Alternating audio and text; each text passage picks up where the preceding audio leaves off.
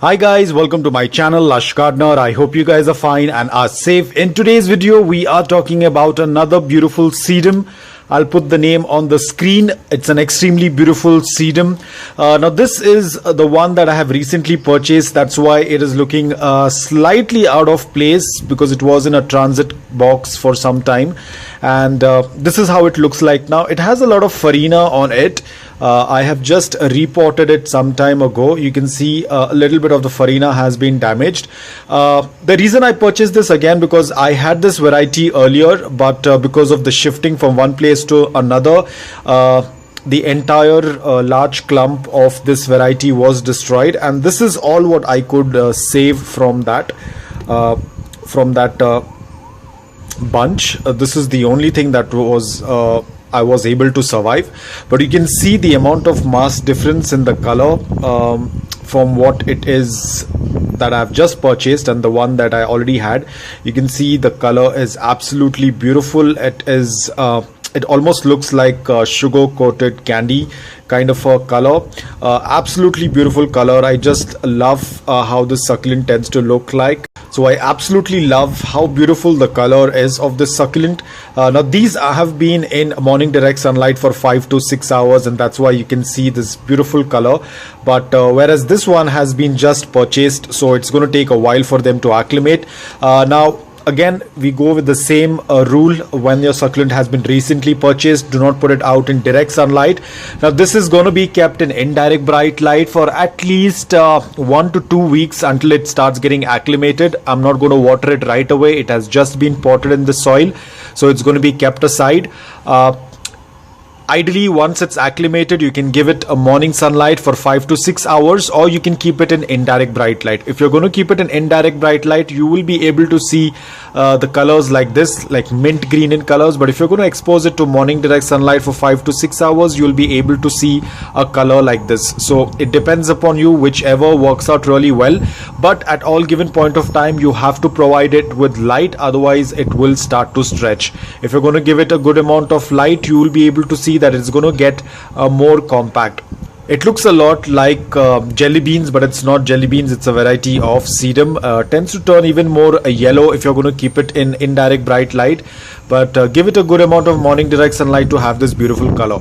Now talking about the watering, ensure that the soil is completely bone dry before you go ahead and water it, because as you can see, the leaves are very plump, which means that they can store more water. So you have to keep an eye on your watering. You have to keep a check on your watering. Do not overwater it, or do not keep it underwatered excessively, otherwise the leaves will drop. Always remember, the leaves are very delicate. With the slightest touch, the leaves tend to fall. So you have to be very careful while you handle any kind of sedum, be it a sedum donkey tail, burro's tail, or even this variety. The leaves of sedums are very, very fragile. And when you do not water it, or you keep your succulent underwater for a very long time, especially sedums, they tend to drop the lower leaves very soon. Talking about the soil, it remains the same. Use a porous, loose and a well draining soil. Wait for the soil to be completely bone dry and then do a complete watering, which means you have to water it until the water starts passing through the drain hole. Mealy bugs are not much of an issue. I haven't seen any mealy bugs on this variety. It tends to do quite well. The only thing that you have to do is cut off the blooms if there are any. Sedums usually do not bloom quite often. It's a very rare scenario for the sedums to bloom. But as and whenever you see the blooms and you do not want the blooms, just go ahead and cut off the blooms. Talking about dormancy, sedum tends to go dormant during the summer, so very soon it's going to be their dormant period. Do not add any fertilizers. The fertilizers could have been added during the winter season, because winter is their growing period. So during the summers, do not add in any fertilizers, because adding of fertilizers to a succulent that is resting can definitely harm the succulent. So be very careful. These are very small details that you need to keep in mind while growing succulents. Apart from that, it's a fairly easy to grow succulent. It works out really well in arrangements. It can be used as a thriller. It can also be used as a filler. Looks absolutely beautiful. The more amount of light you give it, the more colorful and beautiful it tends to look. Talking about propagation, it's pretty simple, because this belongs to the variety of sedum. You will find a lot of these stems, which is not very evident in our Echeverias and certain type of succulents. But in sedums, this is the best part about these succulents, that they have these long stem and it becomes very easy to chop off the stem or to do a stem cutting. Talking about the leaf propagation, again, leaf propagation is also pretty simple. Just take any of the leaves.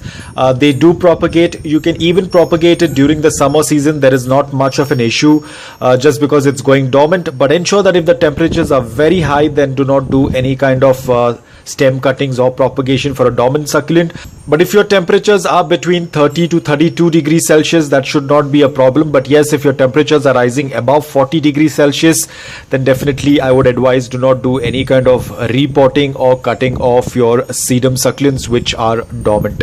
So it's a fairly easy succulent stem cutting. You can do beheading, you can even separate the offsets, you can even take the leaf propagation. So all of these methods tend to work out really well while multiplying the succulent. So guys, I hope that this video was helpful to you. If it was, please hit the like button. If you're new to my channel, please consider subscribing to it. Until then, take care, stay safe, and keep propagating.